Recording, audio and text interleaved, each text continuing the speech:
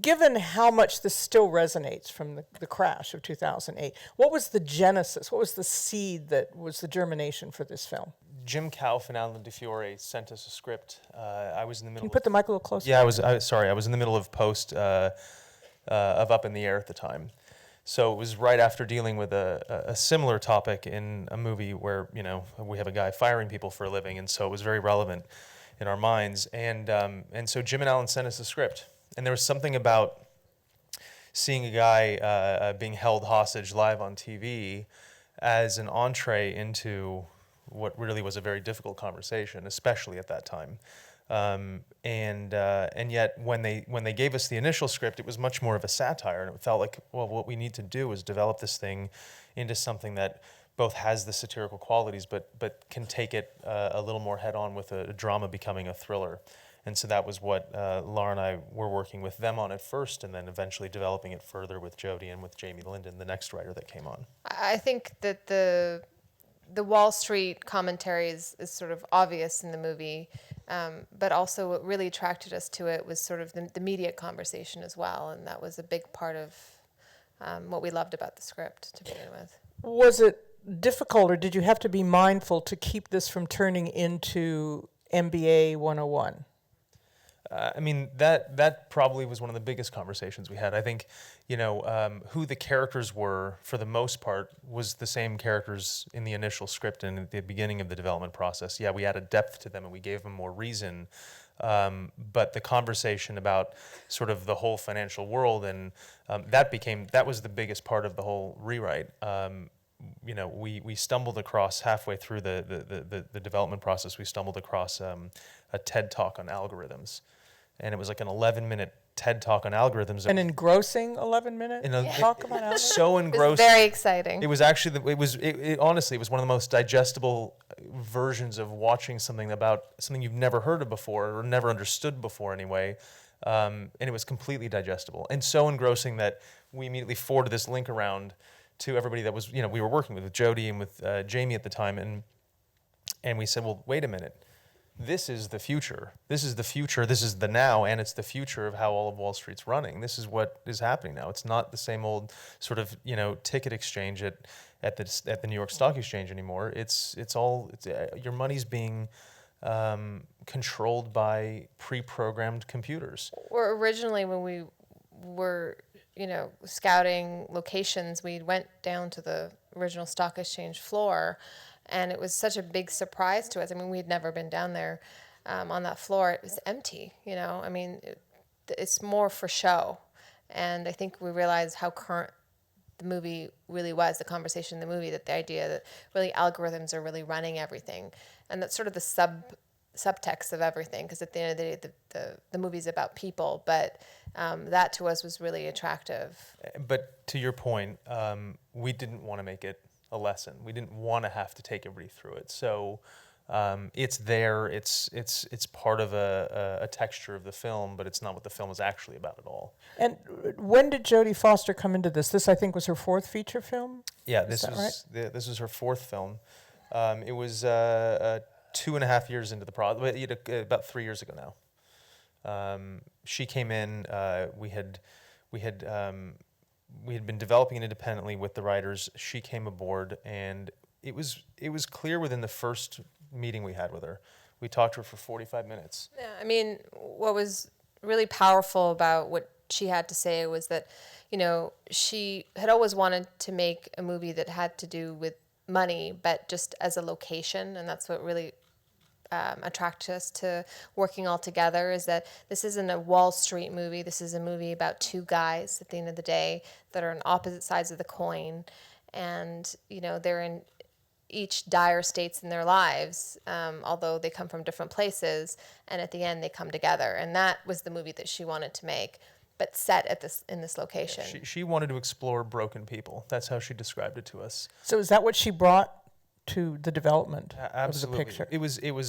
It was holding the beacon to who these people needed to be at the end of the day, and how we explore the depths of their characters, and sort of creating those arcs in the characters and the journeys of, when we meet Lee, he's got, he's got to be an asshole. He's got to be someone that people don't like, that they don't respect, but he's not clued into that yet. And over the course of this day, he's going to realize that he might be on the wrong side of his own, and so that's the kind of conversations we would have. And like I said, within literally an hour of meeting her, we knew she was going to be the director of this film. It was clear as day.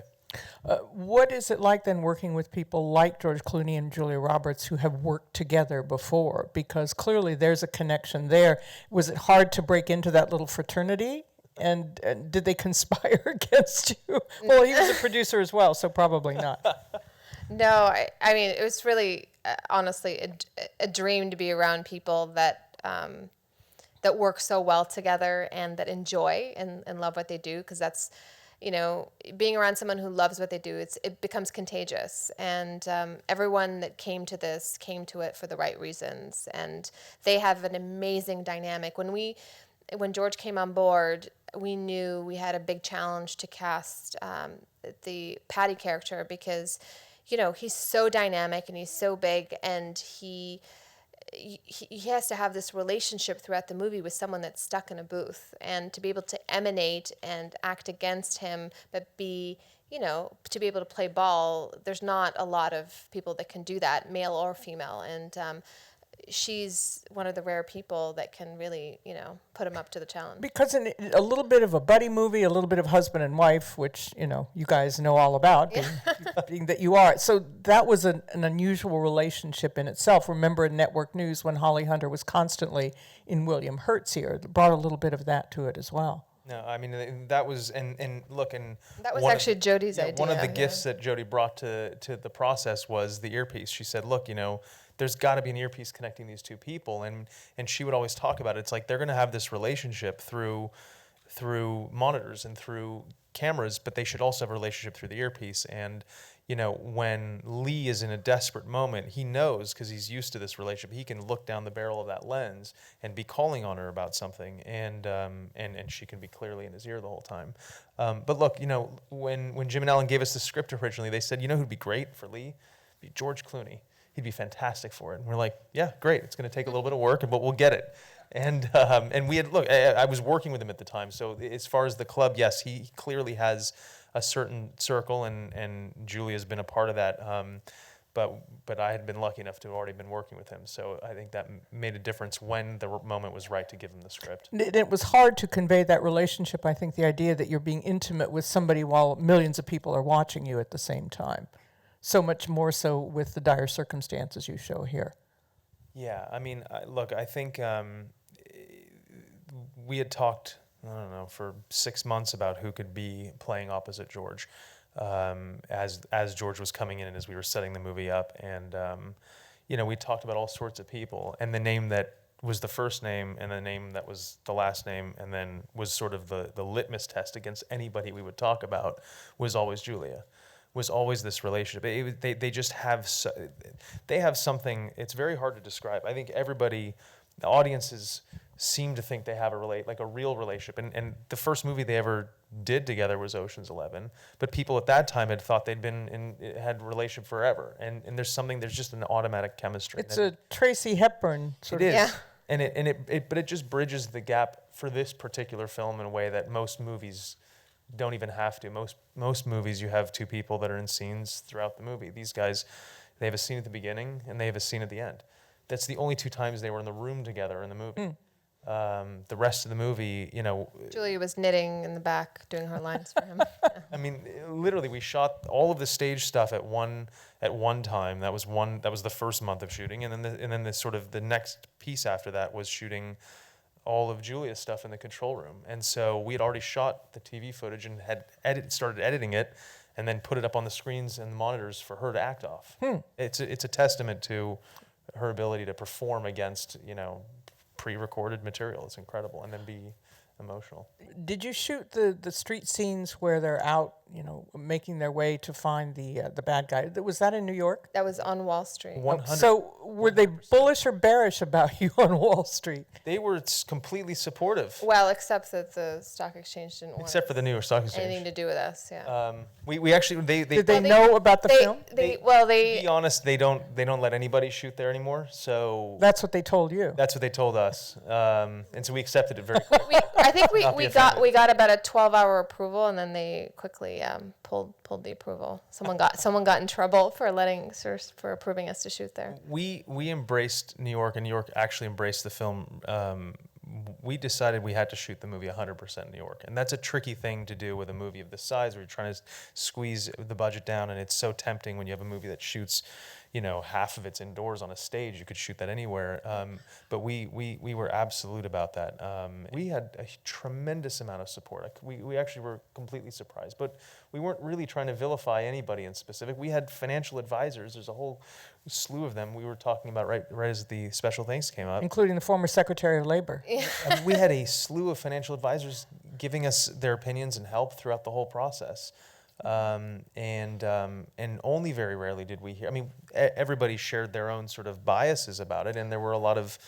But you realize how political it is actually, and that there isn't right and wrongs, that sometimes people are twisting things a little bit because it suits their politics for whatever they're trying to sell. I think that was the biggest eye-opening thing, is getting an email once, someone really upset that we were making this movie, and they said that you don't want to stop people from scaring them from investing, and you had facts. We had about 20 different people that we spoke to over the course of a couple of years, and some of them would just contradict each other completely, and so there's a lot of gray zone, and in that gray zone is sort of where this movie sits. I guess that's where Kyle got stuck. And have you heard from people or seen responses to the effect that this is what happened to me? Yeah. Yes. Yes. And there were people, again, so some of these financial advisors had gone through. There was a guy at Knight Capital, a very famous company that went through. It was an algorithmic glitch they had. They lost $400 million overnight and never recovered. The company went out of business. And this was a guy, I mean, he was in our office almost in tears at one point, talking to us about his story and trying to help get facts right about how this could happen, even though it's completely unbelievable, and even though this financial advisor over here said that could never happen. People don't even understand how it happens, and people don't even understand in the financial world how algorithmic trading is really working. And so there's a lot of... I mean, there's a whole other movie in that. Right, there's a whole movie that goes deep into that, but my point is yeah, people really embraced it and thought it was really important to be able to share the story. Will you please thank Daniel Dubecki and Laura Alameddine? Thank you. Oh, thank you. Thank you very Thank much, you. everybody. Really appreciate it.